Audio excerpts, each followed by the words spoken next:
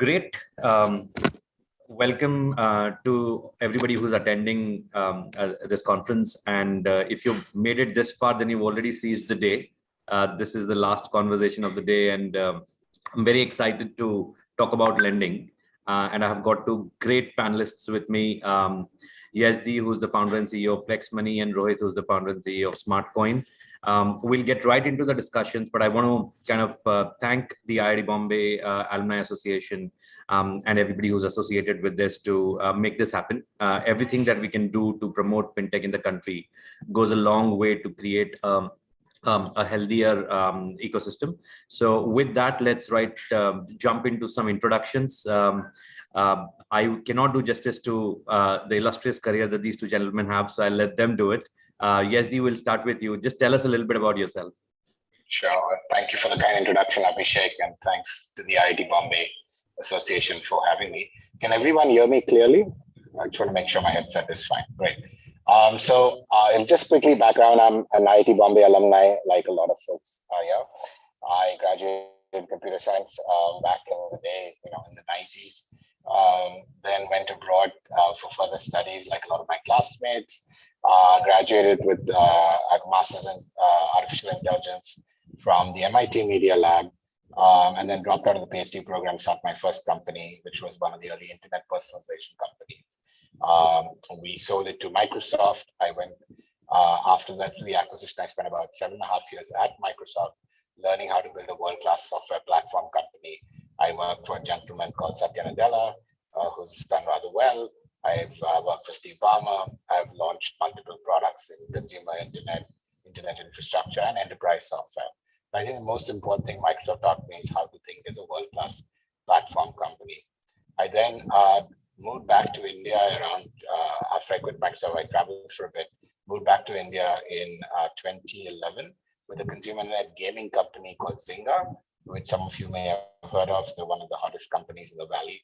And the reason I moved back to India was my parents are here. I wanted to be closer to them, as well as the fact that I had a firm belief that India is going to be one of the most exciting markets to develop new products in. So I did 2 years of consumer and gaming in Bangalore, and then moved back to Bombay, sat on the board of a digital payments processing company called the Tech Process. Saw the entire e-commerce revolution, digital payments explosion, lending starting to take off, and sort of that formed the genesis for the thesis behind Flexmoney.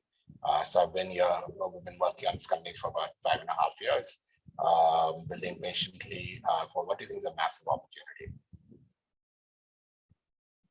Right. Thank you, Yezdi. Rohit, just tell us a little bit about yourself too. Thanks, Abhishek.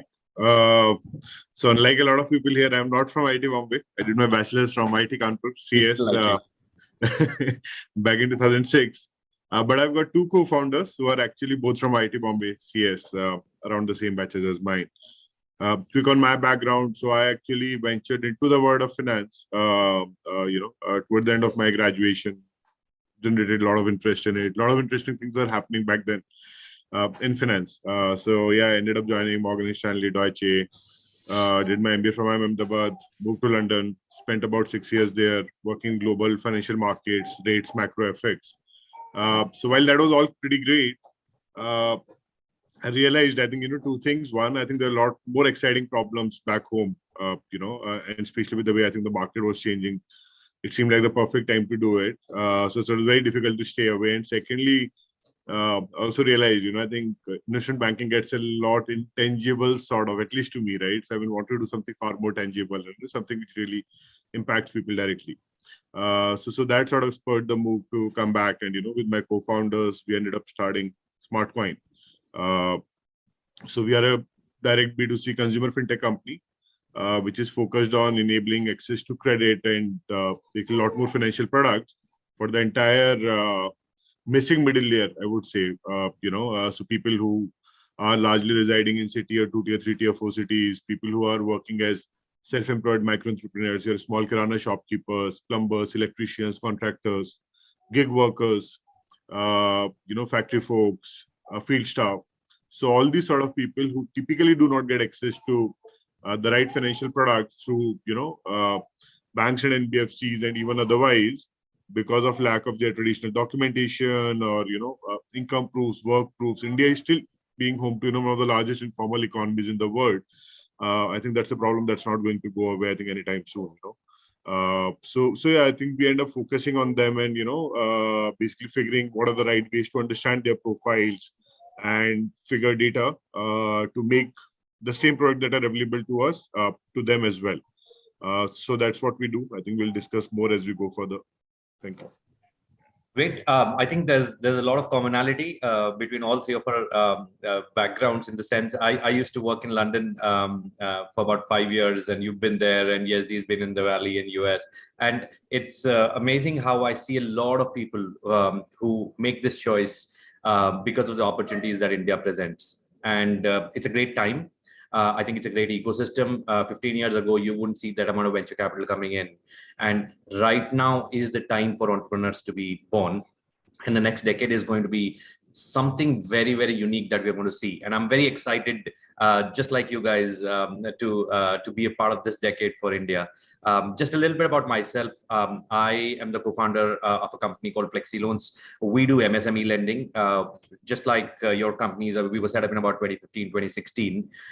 The whole idea being the same about financial inclusion, serving the underserved, but on the MSME side. And almost everybody knows MSMEs are the backbone of the country, and about 50 to 60% of the working population in India is employed by MSMEs, and only about 15% of funding goes to them. So there's a large gap.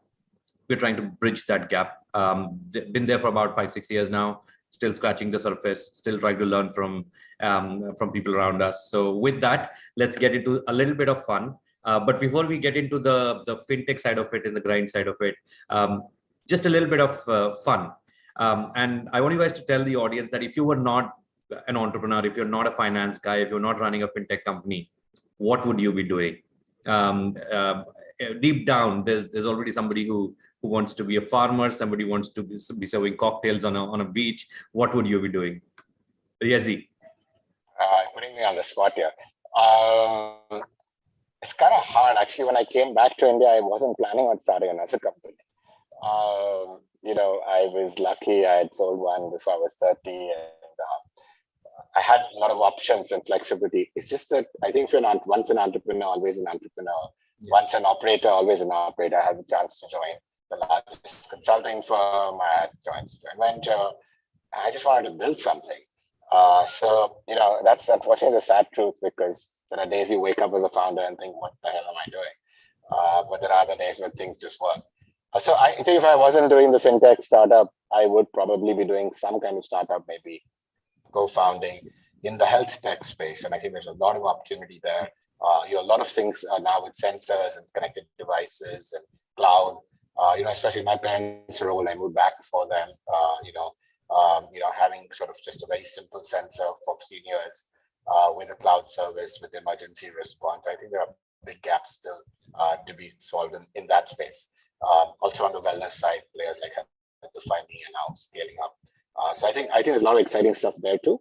But that's what I would probably be doing if I wasn't doing fintech. Great. I think wellness is an exciting space and a lot of stuff happening there. But good to know, Yezdi. How about you, Rohit? Right. So I think as Yezdi rightly said, right? It's very difficult, not do. I think that. So, but I think one of the key things that I might have been doing. So one thing, obviously, all of us have now heard that popular adage, right? Every company is a fintech company. So I think no matter what I'll be doing, I think eventually we will be running a fintech company. But one thing which actually I've realized, while obviously running this as well, the interesting bit is in the last 4-5 years, obviously with a lot of digitization and, I think everything being driven through apps and a lot of, customer personalization, the data access actually to a large extent is being democratized, right? I mean, everyone has access to the raw data in some format. But what we have seen, like the companies spend tons of time just making sense of it. And most companies don't even know what to do with it, right? They have it and you obviously think that you can do 100 things, but how do you go about it? So I think like that would be an interesting space in how do you make something to help people make sense of what they have. Traditionally, guys have it some form, but the way I think now data is evolving, it's like every day you can generate like terabytes of data, but you can't have an army of say 1,000 data scientists sitting and working on it. hiring is a big problem anyway, but still, I think other than that, also, I think it's not easy to just do it. So I think what can you do with that and how can you do it more efficiently would have enabled, I think, every one of us to do our job maybe 100x better. So I think that could be an interesting area, which I would have into. Amazing. You guys have some serious thoughts in terms of what you could be doing next, and which is equally big. I was thinking I would rather be a small restaurant owner somewhere in front of a beach and serving cocktails to customers. But anyway, I think we shouldn't spend too much time on that. So let's do this. We've got about 45 minutes, and we will talk. We'll go into the details of what's hot in lending and what's not so hot in lending, and where is the regulator's eyes on, and we'll talk about the future of lending. So we'll kind of do these three sections, and let's jump into the first one. What's really going on in lending? I mean, distribution of credit when we started 5 years ago was about throwing software at it, throwing automation at it, and using some of the regulatory bypasses in terms of eKYCs, etc., which could make the process faster.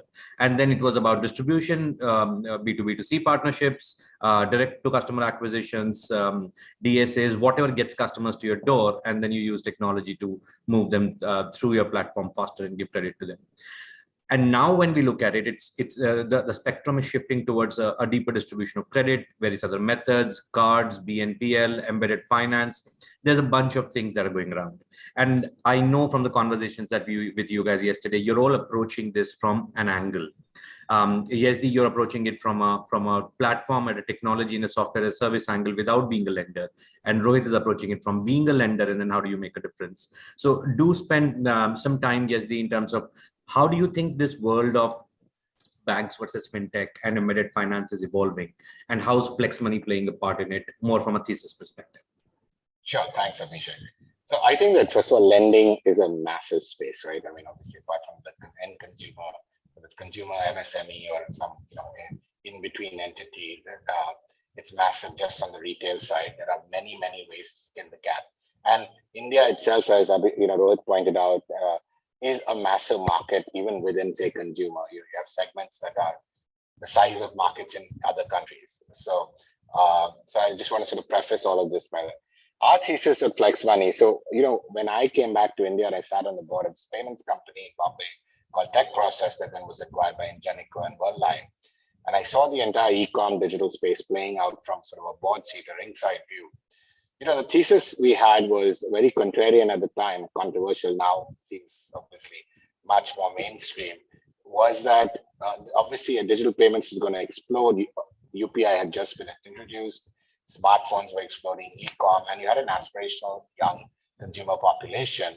That aspirational lifestyle was only fueled by responsible credit. Our thesis was that in a market like India,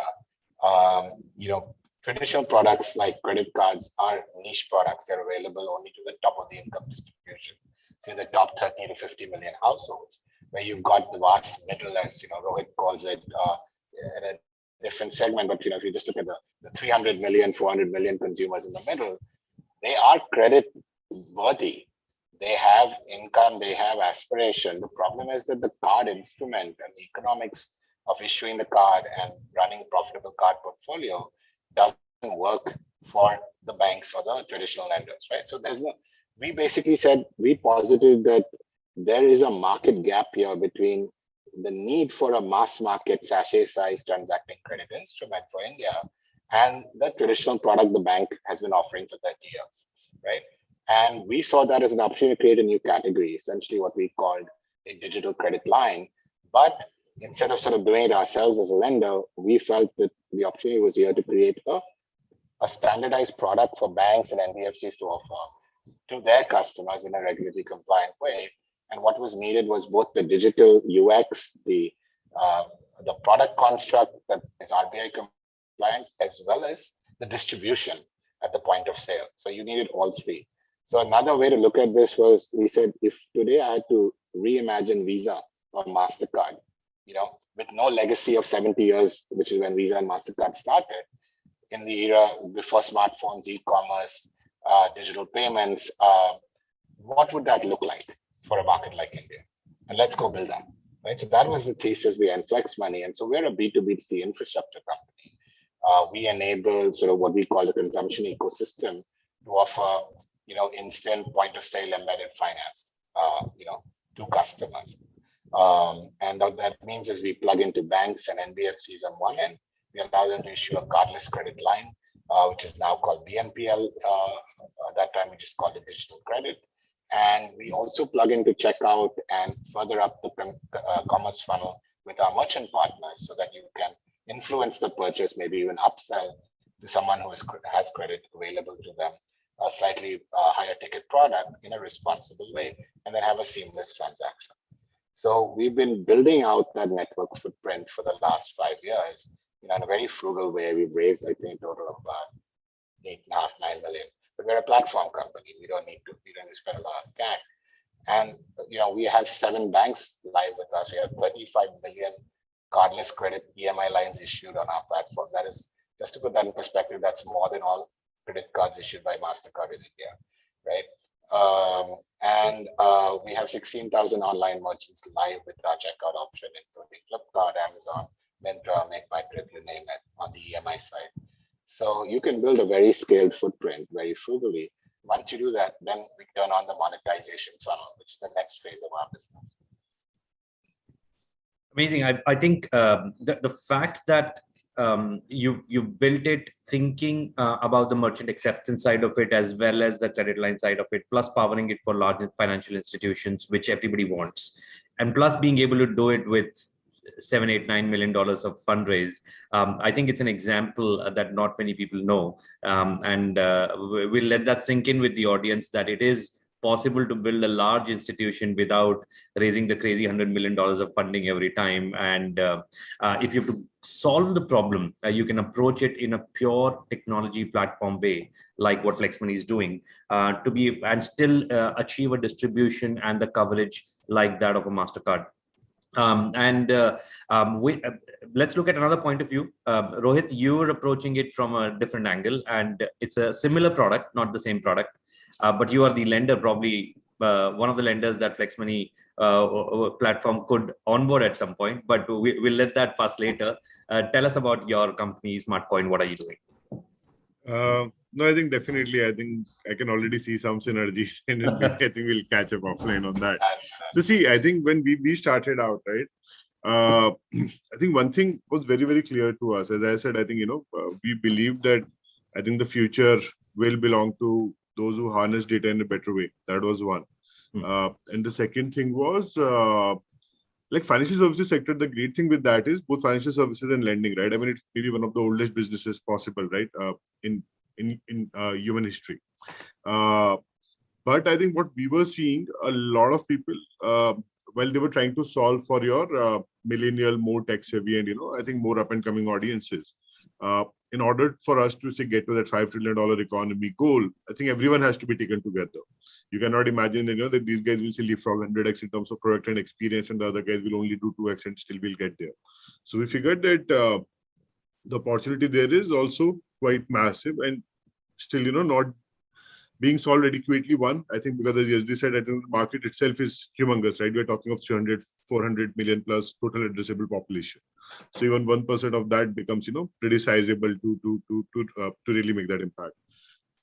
The second thing was, especially when we dug deeper into it, right? So I mean, obviously, all these macro large trades, given India's household debt to GDP, number of carded customers, number of total unsecured formal credit customers, and all of that, they all clearly point out to the fact that I think very, very small segment actually gets access to all these things.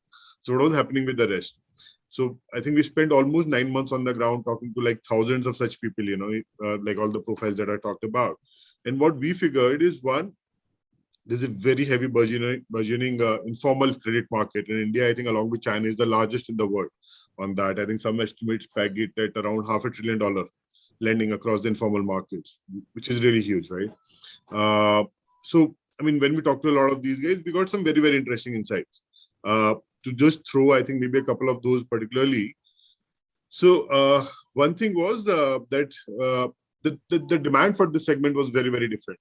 So one thing we figured, and now you can obviously draw the analogies, right? I mean, in the FMCG market, we saw that, HUL and these guys launched like sachet shampoos and other products. at some point, which really allowed them to, make it a mass market product, go beyond, like the tier 1 urban audience and the more affluent audience. Similarly, telcos, we saw that Chota recharge coming in, which really changed the way I think, everyone consumes and thinks about these products. On the side of credit, it was still not happening. And obviously, there are multiple reasons, right? Small ticket becomes very, very difficult operationally to make it sustainable, distribution cost, like all those concerns are there. And we figured then that's a great thing, right? Because then the only way to solve it will be through technology, right? So while we worked on multiple things, I think there are a couple of things that were very, very important to really make it work. So one was that on the informal market side, some things that really work great is that one second. Yeah. So on the informal lending side, one thing which really works great is that the process is pretty seamless, right? You know everyone. Right. The data actually is pretty much known because you know the guy from the localities. There's no paperwork, there's no process, stat is fast and all of that. So we realized that you really need to, I think, at least pick up these good attributes, right? I mean, by leaving out the bad ones. So we ended up creating a 100% digital sort of a life cycle back in 2017 when, a lot of people were still thinking, yeah, karenge, nahi karenge, how will the risk map out and all of that. And that has really helped us to, I think, ride that whole digitalization wave. Like just within 4 years, we have already reached customers across, I think, more than 19,000 pin codes in India. So we have got a grocery shopkeeper in Arunachal who has taken capital from us to pay for his shops, inventory, buy new inventory. We have got a CRPF guy in Jammu Kashmir who has taken capital to remit money back home and also take care of his expenses. We even have got a hotel owner in Andaman Nicobar who has actually taken loans to invest in his hotel and, just take care of his kids' education fees and all, right? And there are thousands of them there, by the way. And like we were always wondering, like if these guys, if any of them ever defaulted, I'm not gonna take a ferry and go there and collect it. So I think it's really, I think the way I think the country has also been aspiring and these guys looking for the right solutions. That is also, I think, helped us, people like us to create a space. So that is one, but I think that will anyway become sort of a hygiene, right? I mean, like people now cannot imagine a company not being digital. I think in the future, I don't think we're very far from there. So everyone will have to do it. The second part was how to really understand them, right? These guys are not on the bureau, their income proofs are not available, other things are not happening. And that's where we ended up then doing a lot of work around the data science part of it. How do you make sense of this data? What makes sense? What does not? Because there's always a lot of noise around it, right? There's a lot of garbage and alternate data. But the thing is, even if you can extract, say, 10% usable signal, I mean, that does the trick, right? Because that tells you so much more about these guys that nothing else can do, right? Got it. So we ended up, I think, working a lot on that. And now at least, I mean, 4 or 5 years later, now we have got close to 9 million plus users who use it, who have used our app across the whole of the country, as I said, across all geographies, all income segments, all work profile. So that is now really, I think, I mean, obviously one, I think, made us far more positive in terms of the potential, because all of us are, like all of us know at a macro level that we are barely scratching the surface. But I think the question was always here, actual out of the total time, how much is actually addressable? And I think that market is now expanding at a very, very fast pace, which just makes, I think, your incremental journey much more easier in terms of tapping into them and really solving for them. Correct. So, you're absolutely right. And I think it's incredible how in little pockets, all of the fintechs are enabling the financial inclusion at the grassroots and at least allowing somebody who wants to borrow to be able to borrow money. And we know that we are in the early stages of identifying the best risk model, identifying the best collection strategy, and it is work in progress. Banks have taken hundreds of years to get to this point. Fintechs will take a couple of decades to get to this point. And the digital infrastructure helps, but collections is physical to some extent, and you cannot avoid that until a larger layer of legal governance, etc., comes into the play. And we talked about the massive opportunity, the penetration of technology, the importance of data science into this. We've got about 30 minutes left, so we'll talk a little bit about what's not so sexy. What is it that really is keeping entrepreneurs awake at night, regulators awake at night, customers awake at night? We've kind of seen this whole BNPL, but I want to keep the discussion broad to current context and see, for example, a couple of questions. I mean, is fintech really driving financial inclusion? or are we still scratching the surface? It's a difficult question to answer, but I would love to get your thoughts on 2 points. One is financial inclusion being driven? And do you have some thoughts, data, numbers around it?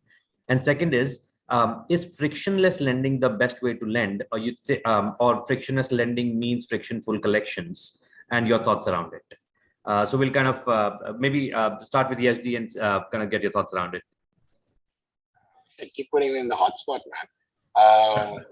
So let me sort of step back. So on the financial inclusion, I don't have a direct lens on that with our business. We work with established players or big and small. Obviously, they do the customer sort of acquisition and the relationship. But my impression is there are startups and other institutions working on segments. Rohit obviously working on one of them, where financial inclusion is sort of a key thrust of the segment in terms of expansion of credit. I think what we are seeing also a little bit cynically in the market is a lot of players sort of claiming to do financial inclusion. Sort of it's a little bit of pixie dust you sprinkle over your startup marketing or and it could even be bigger players, and defining it rather sort of generously, shall we say. I think financial inclusion is happening through digitization. I mean, if you just look at the adoption of UPI, for example, right? Yes. It is stunning, right? And it has dramatically altered how you pay your driver, your maid, or simple, your workman, etc., and made it a lot easier for everyone with a smartphone. And now the RBI has just launched a non-smartphone, non-connected UPI service for even folks who, I think the key issue around financial inclusion is more, I think, in my mind, financial literacy, because anything to do with money is tough, is not simple, even for highly educated folks. In terms of how do you manage money, how do you think about your finances. I think we have a bigger problem of financial literacy, and a number of startups now are trying to solve this for, say, for women, for other segments, where that sort of goes hand in hand with financial inclusion. I think we've been so enamored of the technology piece, which is the digital payments and digital lending and all that, that sometimes I think we ignore the financial literacy, which is equally important. And a lot of that has to do with sort of understanding of what loan you're just about to take, or what the terms and conditions are, as well as the language in which the person is interacting with the interface. Like most of us who sit in Mumbai, Delhi, Bangalore, we're familiar with English, but that's not necessarily the first language. But the product manager in Korbanga may not be the best person to design an app for, Rohit's, customer in Arunachal, for example. So I think just to sort of, I think financial inclusion is happening, but I think a lot of us mistake it for digitization, as well as, I think we sort of forget that financial literacy is actually probably more important if you're talking about people who haven't had traditional access to financial services. You just give them financial services, you just provide a more efficient way to maybe lose money for some of them, right? So I think you need both. So that on the is frictionless lending leading to irresponsible credit? I think that there is bad behavior in the ecosystem in general for digital lending, and we've seen reports of the Chinese apps. We've seen a lot of reports in BNPL about players, well-funded ones not using KYC or reporting to the bureau. I think that RBI is now realizing that frictionless by itself is not a bad thing. The problem is it's frictionless but not transparent to the consumer in terms of what are the hidden fees, penalties, what the product that they are being given, with no friction actually means for their credit score, for example, right? So I think, again, I don't think frictionless lending or frictionless finance is a bad thing. I think it is good, as long as the consumer has financial literacy, has clear, notification of what they're signing up for when they take that BNPL loan or do the purchase. And a lot of players have not been very good at honestly surfacing that, either hidden fees, etc. I think the RBI is taking notice, especially in the buy now, pay later space. It's become the top priority for the new FinTech working groups they've constituted. In fact, their first priority. And we saw this in the RBI report on digital lending that came out, the working group paper, very broad, not just BNPL, but focusing on BNPL also. So I think both of these things are good in the long run, but today I think there's a lot of smoke and mirrors about what financial inclusion is, or and what frictionless lending is. I think frictionless lending is not bad. It's just that there's a lack of transparency when a lot of the players are interacting with the end consumer, that then can cause downstream heartburn, defaults, etc. The consumer doesn't know what the consequences are of a delinquency or a default. Not the least by the way. Yep, you're right. And I mean, I've seen reports where it's buy now, pay later, buy now, don't pay later, buy now, pray later, buy now, pay later. I mean, it's becoming a talk of the town. And I'm sure, I think there's enough spotlight on it for it to be regulated. It's also a good thing because this is the right time. It's not what's happened in the West, where companies become so big that any change in the regulation or any tightening of it will cause the sustainability to break, and that is a scenario that nobody wants in the markets. And Rohit, I'm going to just extend that question a little bit to you, but in a different manner. I mean, of course, profitability on the BNPL side has always been a question, whether BNPL is a payments mechanism, whether BNPL is an acquisition mechanism. And we take examples of Bajaj, etc., to see this is how a BNPL can really scale into a large book. And given your ambition is to create a book, and tickets, short size, sachet ticket size loans are your entry point, how do you make the profitability work in that? Right, Abhishek. So, see, I think they're absolutely right. If you're starting with a sachet size product, the idea is to eventually be able to learn about the customer better and be able to upsell better. If you're not doing it, then definitely it does not work, right? And we are rightly seeing multiple sort of models. Some wherein you are not getting the entire customer control. In some cases, you do. So obviously, I think that the design and I think the product gradation and the path will obviously vary for each of them, accordingly. At least from our experience, what we have seen, and I think like the sachet thing, obviously, one, as I said, came from, I think, the gap that we saw in the supply demand side in the market. And secondly, also from a risk perspective, because we're going after a lot of folks who traditionally you won't get, all the available data. That is one. But even in cases when you do, and I think there's a problem of trust to be solved, especially by the digital fintechs, where the customers don't get to, see you, feel you. So therein we thought if you can actually create a much more frictionless journey to begin with, where that helps is the customer is coming in, he anyway has to trust you with giving you access to his data, I think KYC documents, other things as well. So the more frictions you create there, it becomes far more difficult. But if you believe that you can, I think keep it relatively better, I think in terms of the user journey, and that will allow you to say learn on it much faster, then you can subsequently do more products. However, one thing which obviously happens with everyone is when you give out a loan to a customer, maybe you get some data on their repayments, right? How you can increase those touch points to maybe learn better, because the better you learn, the steeper that ladder can be, the steeper that ladder is, the better it is safe for the company from a profitability and the LTV perspective, right? And that's where I think like your exact design and other things actually come into the picture. So even in BNPL cases, are you only getting, say, I think just the access to the customer, or are you also getting access to, say, some more customer data? And are you only getting it at that point of time, or are you getting incremental data apart from the repayment pattern also on that customer? So because the better I think the data flow is, I think the faster you can do these things, and that obviously helps you to become more and more viable to the customer, like exactly what Bajaj did, right? They acquired customers in a very, very, I think, like I would say quite an amazing way. I think, the fact that they started 10 years back, created all those distribution channels is really, I think, something great.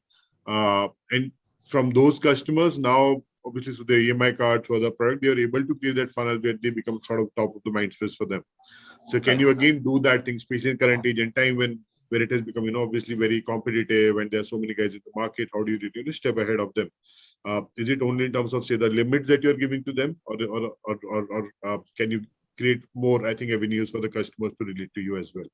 So I think all those things become very important. But yeah, I think the bottom line is, unless you have a very effective cross-sell engine, and obviously you have access to data and other things which power you to do that, then it becomes very, very difficult. So I think that's something that we have relied on from day zero, and that has really helped us to get to that profitability mark to our customer in continuously, I think, over time, which we are doing now. Got it. Interesting. I mean, almost everybody takes the Bajaj example, it seems so easy from the outside that you can bring the customer in at a subsidized cost, but eventually cross-sell other products to them. And I think the ecosystem is also realizing that not everybody can do everything, and not everybody can become a Bajaj. So partnerships, joining hands with other players, creating an embedded sort of experience for your customer within your ecosystem, but offering other products could be a way to go. But I think both of you touched upon a very important point, which is responsible lending and trust. Now, if you read any report for traditional banking institutions, customers said they lack speed and flexibility. In financial services, trust is the most important thing that makes them go to a certain institution. And FinTech, I think somewhere is on the balance right now. We don't know which way are we in terms of creating that right trust. There are players who are investing heavily into it and doing the right thing, but then there are players who are not. And I think that's where, and it is up to to be answered in terms of who will take that mantle and become that next big trusted organization like a Bajaj or like an HDFC or like an ICICI, and say, if you come to me, no matter whether it is my product or somebody else's product, but I'm going to take care of you. And that's when the CLTV will emerge out of it. Otherwise, I think there's a lot of theory, but there's not a lot of practical examples on how this would pan out. But this is also early days. We're only 5 years into FinTech. So we don't have to be harsh on ourselves. So we've spoken about kind of frictionless profitability, BNPL, etc.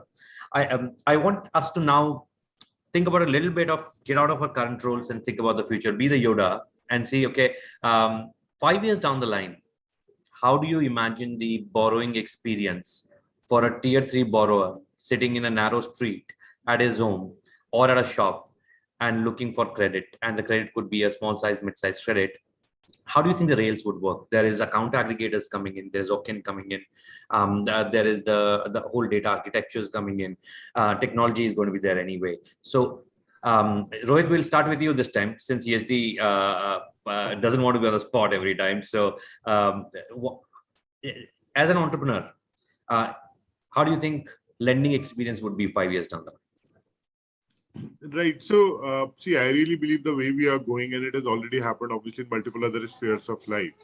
Finance is in general a very complicated matter, right? I mean, and it's not only for, say, people at the middle or bottom of the pyramid. I think it's true for us as well. So, so I think that has to be the number one thing. That finance will become, I think, far more entrenched and much more automated, I would believe, right? For instance, maybe you have an app or you have something on your phone which will automatically do a lot of these things for you, or automatically tell I think what you're thinking or how you should do it. That's one. With respect to credit in particular, I think we will start seeing, and that's already happening, right? The credit and that whole data framework, especially with OCEN, AAs, and like everything that we already have, will move to the background more and more. So for a customer, it becomes very, very seamless, very tightly integrated, with everything that he's doing. So embedded finance obviously is, I think quite rapidly rising. In general, at least with, what you consume, I think you can directly embed credit with everything that you are doing at that point. There will be obviously specific use cases. So I don't think like everything is embeddable, and, like it will vary depending on the customer segment, depending on their need and the use cases. However, to a large extent, I believe finance will go to the background, become more point of sale driven, become far more automated, become far more easier for people. So yeah, I think and for that you obviously need full stack solutions, which can actually help you get there. So I think time will tell, but we might not have like so many specialized solutions for each of the sub verticals. So yeah, I think that's a word where I think we'll move pretty fast, maybe less than 5 years. It's almost like what happened to payments. It's eerie similar. But Yezdi, your thoughts? Be the Elon Musk today. So I think that the trend we see in our space, which is sort of point of sale finance, which is where we're seeing a lot of growth across the world, is that we see a fundamental shift happening in the model that's been around from last 30 years, which is sort of what is called a bank-led model for lending, right? Or an issuer-led model. You go to the bank, you apply for a loan, you go to or a financial institution, you go apply for a credit card.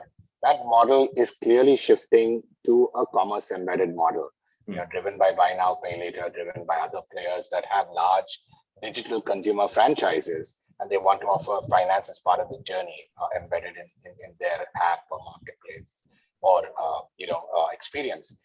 So that shift is already happening. BNPL is a part of that shift, but it's a larger shift towards a commerce embedded finance journey, right? Where the financing is a seamless part of the journey, not just at the checkout. That's what everyone talks about today, but much, much higher up the funnel, right? For example, just imagine merchants are spending millions of dollars, e-commerce merchants software on Google, Facebook ads, right? To find the right customer, to bring them to their portal or their store. What if I could tell you that person has the capability to buy this product dynamically before they even show up, right? And what if I could tell you when they're looking at a product, whether it's in store or online, that, hey, you can upsell the more expensive version because this person's good for that amount, right? With a privacy protected way, right? Today, you can't imagine that, but we are building out those platform pieces. And there's a lot of pieces here. As Rohit said, I think correctly, you've got, account aggregator, Open, all these other things. The challenge today is each of these are separate stacks. Each of these requires a separate app. Even eKYC, frankly, has been a bit of a, it's not frictionless, right? The other eKYC, right? So unless that's seamlessly melded in, people are going to find ways around it, which is what's happening with some of the embedded commerce initiatives you see, right? The further shift we see is it's going to move even from, it's going to be commerce embedded, but eventually it's going to be user-centric on-demand financing, right? So today the world it's a product-centric world. You get a credit card from HDFC Bank, you get a loan from Smartcoin, you get consumer finance loan from Bajaj. It's very product-centric relationship. The consumer has to manage all these in different apps, different reports, different emails. It's a disaster. Eventually, the consumer is going to say, look, in my favorite app, or whether it's my payment app, or whether it's my bank app, or my FinTech of choice app, I want all of this pulled together to have a user-centric view, right? And so we already saw this with payments, right? UPI, you pick your favorite app. You don't have to pick your bank app, and it works just the same everywhere, right? I think you'll see that for finance. And the question here is, what is the role of an individual fintech in this, right? As this world evolves. I think that the fintech that becomes essentially the trusted, and this comes back to the trust question, that becomes the trusted consumer brand, and this is up for grabs. I don't think anyone's grabbed it. And may not even be a fintech, maybe Google or Apple, right? I mean, that becomes a trusted consumer brand in terms of providing transparent, simple to understand explanation of user-centric view of finance is going to clean up big. May not be a fintech, maybe a completely different player, right? What I mean by that is today, for example, I'll give you a simple example, and we'll pay for it. Something I want, and I'm a fairly sophisticated consumer, overeducated for sure. I don't know about sophisticated, but the point here is, for example, I have multiple credit cards. I swipe. I get the bill notification gets buried under 50,000 emails in my Google. I might miss a payment, etc. I don't mind. I mean, I have the financial resources. Not everyone does, right? When you're taking a frictionless loan, one is transparency. The second question is, should you take that loan? Given how many EMIs you may already have piled up, given, so I want a digital interface from a trusted source. That's, when I'm about to make a 1 lakh purchase of some expensive, thing, says, hold on a second. Maybe you should wait 3 months before you do, right? Right. Something that's personalized to my financial situation, but in a way that's easy to understand for the average user. Someone who can build a user-centric view of finance, ultimately, that's going to be the holy grail. And pull together all these data strands, from different providers, if you will, right? We're not there yet, but I think that's where it will go. So whichever your app is, that you have a user-centric view of what you should be doing, what your financial picture looks like at this moment. And then you take that further, things like blockchain, if you want to think a little bit sort of out of the box, right? I mean, you take a classic case, right? Let's say my driver or my housekeeper wants a loan, right? Today, as you know, Rohit says, they don't have a lot of formal documentation that they can. So you have fintechs looking at all the data. But one of the things that would be fantastic, if I had a universal credit identity or digital identity, which today you could say is mobile in the Indian market, but could be, you know, a more formal identity, could be an Aadhaar or something, or digital blockchain ID. Why can't I, you know, in a sort of sort of reputable way, have 5 of the people in my network vouch for my creditworthiness, right? This is what happens today informally with self-help groups and, you know, microfinance, but it's all non-digitalized. It's not scalable. It's all. Can I do that in an efficient way and then actually leverage someone else's creditworthiness who vouches for me? All right. Again, it has to be completely. So I'm saying that these models will emerge when you solve identity, you solve, you know, sort of, non-repudiation. A lot of these things that are coming in pieces. This 5 years from now, this should be seamless. Amazing. I think in the last 10 minutes, you guys must have given a few business ideas to the audience here. And if any of you who are listening want to work on that business idea, I'm sure these gentlemen would be happy to angel fund your idea and and see that come to life, because I'm sure we all want to solve so many problems and don't have enough time. And with that, just last question, and that is purely for the audience. This is the decade of India, and lots of exciting things will be happening, and a lot of people who would make those things happen are hopefully listening or will be listening the recording later. What is the advice that you would give to them as an early professional or somebody who wants to kind of navigate towards the fintech space, in terms of skills, in terms of thought process, in terms of other softer aspects which will make them successful to be a fintech entrepreneur? Rohit, we'll start with you. See, I totally agree with you. I think, you know, the last 5 years have been wonderful, and I think for us to, I mean, obviously start building on. And I mean, the great thing, at least the positive thing coming out of COVID, is I think that pace of acceleration has only increased, right? So you're right that I think next decade is going to be really amazing in terms of the products, the technology, everything that's going to happen. So for anyone who wants to be into fintech, I mean, the only thing I would say is obviously, if the area passionates you, the great thing with that is there's just so many problems in India. I think you can make a career out of. You don't even need to think, right? Next 30 years, you can keep on working in some problem in fintech. And the more you know about it, I think the more you can figure. Skill-wise, I would say the way I think we are moving into this, pretty much anything that you do, I think as long as you're passionate, you can find an appropriate role for you. Data is like, you know, increasing like crazy. And as I said, I think, well, the access to data democratized, the way you make sense of it now, whether it is through data science or analytics or, you know, ML, AI, like for everyone, I think there is a room. Similarly, on the tech side, I mean, naturally, I think this is the decade of Indian tech startups. So naturally, I think, you know, that's a given. But even on business side, because the business models are also evolving, you know, very, very fast. Like, as I said, you know, I mean, now people are moving from, the conversation is moving from, I think, direct interfacing to the embedded bit. And then how do you think about that? How do you find the right, say, B2B2C or the B2B, or, you know, like all those appropriate models? So I think we will need people on strategy side, on thinking side, on execution side. So I think definitely that scope is there. In fact, I think regulation wise also, like I expect there are going to be a lot of changes, because the market, not just in India, but globally also is changing. Obviously, the good thing is RBI, I believe, is far more proactive than so many other regulators that I've seen around the world. So I think one of the points that you made earlier, right, that in US and all, BNPL has become much bigger, and so it becomes, you know, like sort of a too big to fail problem for regulators to start cracking in. You can trust, I think, RBI to make all of these things, you know, I think much more active way before that happens. And so what that also means, how do you think about, I think, the whole regulatory landscape? How do you think about the, you know, strategy and business around it will become more and more important. So yeah, I believe that skill-wise, I mean, you will always be able to find a role, and I think it's a space which is evolving, so you can learn, I think, as you go in. The key thing that you need, though, is that I mean, it's not a sector when you can, I think, break things fast or do things that way. So you have to come with, I think, a more patient mindset.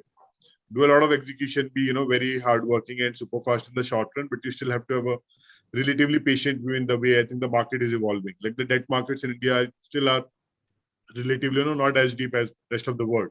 So that always becomes a bottleneck. I think your technology does not, but I think for the business to grow, that will become. So I think people need to have, I think, that sort of a medium to long term mindset when they're getting in. But yeah, I think that and passion, I think, are going to be the two most important for you to succeed. Great. And it's patience, passion, I think, very important. Yezdi, you worked with some amazing people in your career, like Satya, like Steve Ballmer. I mean, many of us just look up to them and say, we don't even know how people get there. So your experiences as a professional, as an entrepreneur, what advice would you give?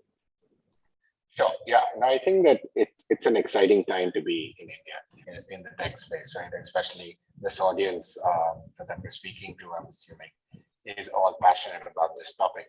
I would just echo some of the stuff Rohit said and just add from my own experience. So I think, first of all, while the concept of being an entrepreneur, being a founder, being a startup is sexy, it's hard work. It's a grind. 90% of the time, it's non-glamorous stuff. Right. So I think the point I want to make here is that a startup may not be for everyone, and that's okay. There are so many opportunities. Every company is a fintech company, as someone has said. There's so many opportunities to get involved in this digitization of finance in different roles in different places that not everything has to be a startup. Right. That's number one. Secondly, the best startups, I feel like India has still not yet created a world-changing company. Right. We're getting shoots of that maybe, but we've created very good execution-oriented companies. There's so many opportunities in so many niches you can grow big companies, right? So the advice would be, if you really want to do a startup, it has to be driven by passion for the problem, for the journey you're going to go on, because 90% of startups do fail. Actually, it's 99%, but I would assume with the IT pedigree or some similar pedigree, it's a little less, but it's still the majority, right? So be prepared for failure. Right? And the good thing is our society now in India over the last 10 years is okay with that, which earlier, growing up middle class in India like I did, the US was a refreshing change when I did my first startup, because it's okay to fail. And the investors that are much more sophisticated, at least they were now. I think we're getting that depth in the ecosystem here too, where they recognize that as long as you learn from that and it was out of your hands, go to the next one. Right. I think you're seeing that in India, but I think you're seeing a lot of Me Too still in the ecosystem. This is just because there's a lot of hype, there's a lot of excitement, there's a lot of fundraising announcements. So I think the marker here is building a profitable business that's scalable. It's not how much money you raise or what valuation, because the next down market can take all that away from you. Yeah. And I think a lot of India has got about 95% first-time founders, right? A lot of that, it's very young folks who are jumping into this. It's very easy to get your head turned by this stuff.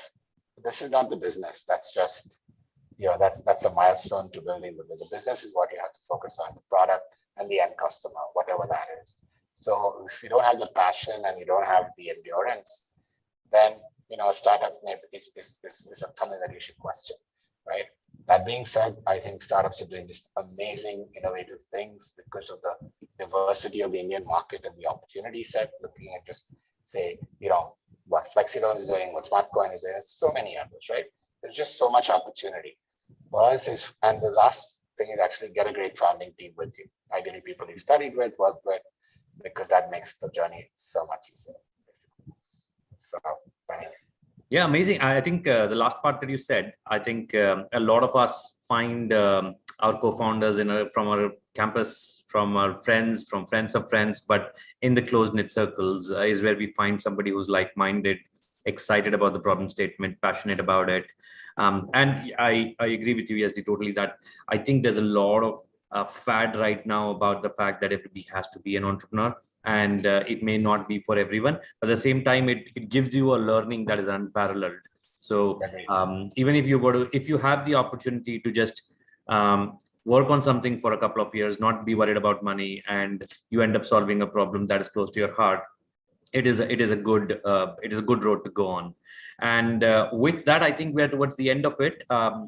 Thank you so much, gentlemen, for taking an hour out on Saturday with us and the audience.